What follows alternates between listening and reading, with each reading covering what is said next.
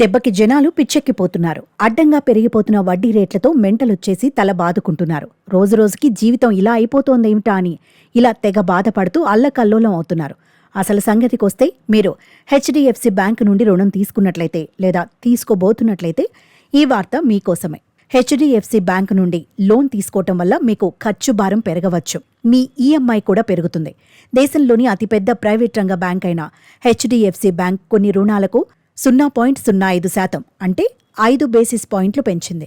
దీని తర్వాత HDFC bank ఎంపిక చేసిన మెచ్యూరిటీ రుణాల రేట్లు కొద్దిగా పెరుగుతాయి. ఒకరోజు రుణం కోసం ఎంసీఎల్ఆర్ 9.10% నుండి 9.15% పెరిగింది. ఇది కాకుండా ఒక నెల ఎంసీఎల్ఆర్ రేటు 9.20 పెరిగింది. ఇవి కాకుండా రెండో మెచ్యూరిటీతో కూడిన రుణాల ఎంసీఎల్ఆర్లో ఎలాంటి మార్పు లేదు.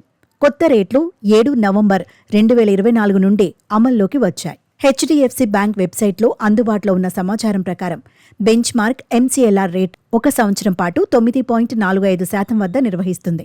దీని ఆధారంగా కార్ లోన్, పర్సనల్ లోన్ వంటి చాలా వినియోగదారు రుణాల రేట్లు నిర్ణయిస్తారు. Reserve bank of India RBI గత మానిటరీ పాలసీ కమిటీ సమావేశంలో వరుసగా 10సారి తన పాలసీ రేట్ రెపోను 6.5% వద్ద యథాతథంగా కొనసాగించాలని నిర్ణయించింది.